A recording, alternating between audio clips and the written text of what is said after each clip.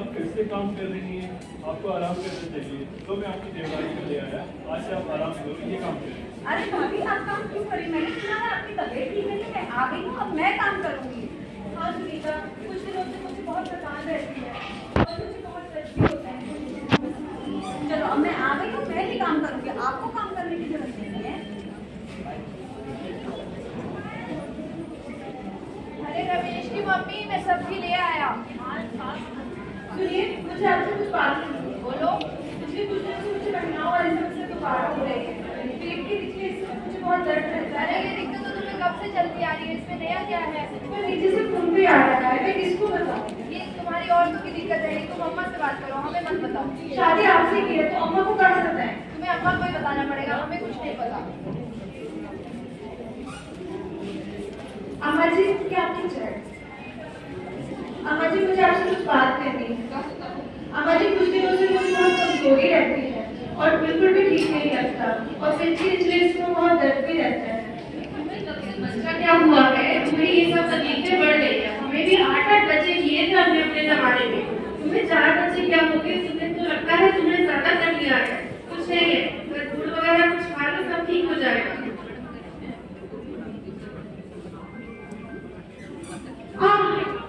अरे मेरे भाभी भाभी क्या हुआ?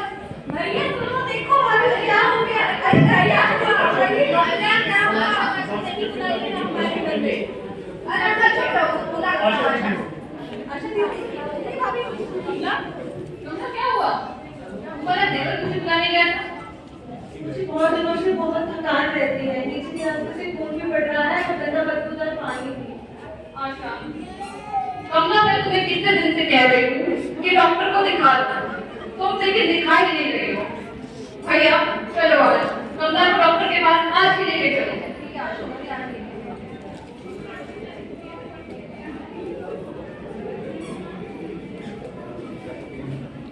डॉक्टर साहब नमस्ते। ये कमला है, ये कमला की पति है। ये दोनों मेरे ही गांव से हैं। कमला को बहुत दिनों से ऑर्थो वाली बीमारी हो रही है। नीचे के रास्ते 3-4 महीने से बदबूदार पानी छूट रहा है और महीनों की बात हुई, महीनों के बीच में नीचे के रास्ते खून पड़ रहा है।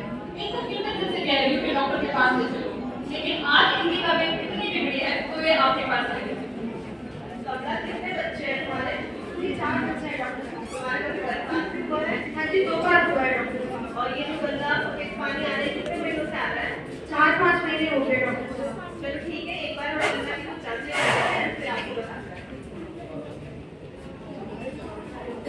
अरे रमेश के पापा, अस्पताल के बाहर क्या कर रहे हो? अरे क्या बताऊँ, मेरी बीवी को वही औरतों वाली बीमारी है, उसको दिखाने आया हूँ। मेरी बेटी को भी हो गई कि सही टाइम पे जांच हुई, सही टाइम पे इलाज हुआ। ठीक है, तुम्हारी बेटी भी ठीक हो जाएगी, टेंशन नहीं लेनी। देखते हैं।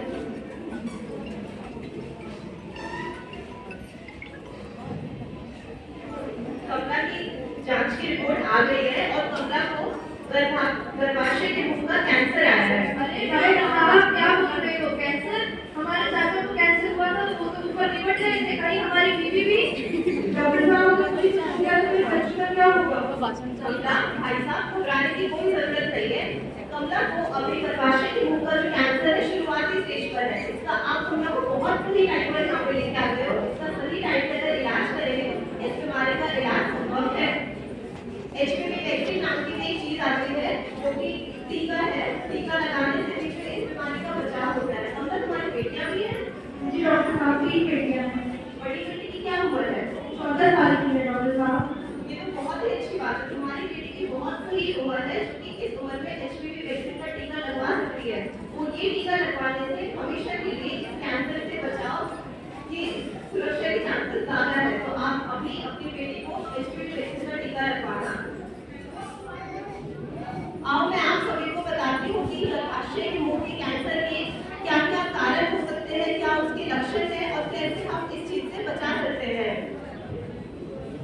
सबसे पहले हम जानेंगे कि सर्वाइकल कैंसर के अथवा बच्चेदानी के मुंह के कैंसर के क्या क्या कारण हो सकते हैं। कम उम्र में शादी होना, अत्यधिक बच्चे होना, कम उम्र में शारीरिक संबंध बनाना, एक से अधिक साथी के साथ संबंध बनाना, धूम्रपान करना अथवा नीचे के रास्ते की सफाई न करना, इन सबसे सर्वाइकल कैंसर के चांसेस बढ़ जाते हैं।